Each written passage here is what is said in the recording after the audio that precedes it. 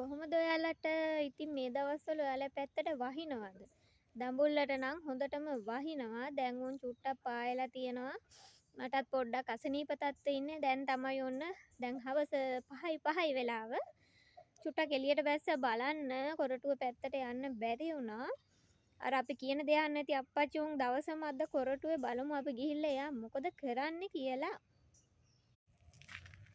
ඉතින් මේ වහින කාලේ හැමෝම පරිස්සම් වෙන්න. මොකද වෛරස් එනවා හැමදේම තියෙනවා. මටත් වෛරස් එක හැදිලා ඉන්නේ මේ දවස්වල. ඉතින් මේ පැත්තට එන්න බැරි වුණා. අපි ගිහින් බලමු අප්පච්චි මොකද කරන්නේ කියලා. පොඩක් වැඩ වැඩි කිව්වා මේ දවස්වල. අප්පච්චි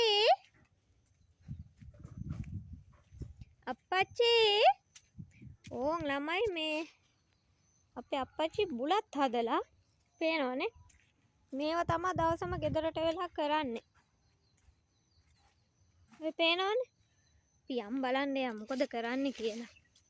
ඔන්න ළමයි අප්පච්චි වැඩ මේ දවස්වල මේ කී හිටියේ මෙන්න මේක වට කරලා දෙන්න කියලා. මොකද මේ පෙර කඩනවා මෙන්න මෙතනින් පැනලා කට්ටිය ගොඩක් වෙලාවට කඩලා තිබුණා. ඉතින් මෙහෙමත් දේවල් එනවා.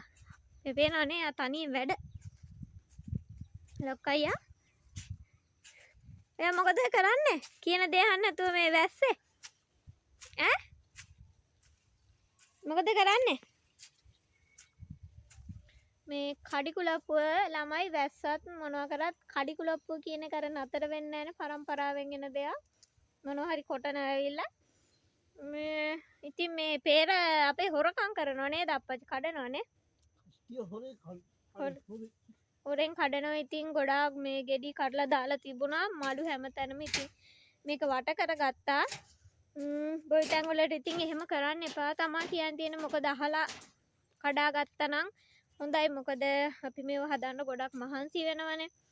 පේනවනේ. ඉතින් එයත් මේ නිකන් ඉන්නේ හැමතිස්සෙම කුරුටු ගානවා. කුරුටු ගාන එක හරි ඇවිල්ලා කරනවා. ඒක නිසා මං කියන්න තියෙන්නේ මේ එහෙම කරන්න එපා තැන් වලට. ඉතින් මේ හවස බලන්නකො ලස්සන නේද වටපිටේ.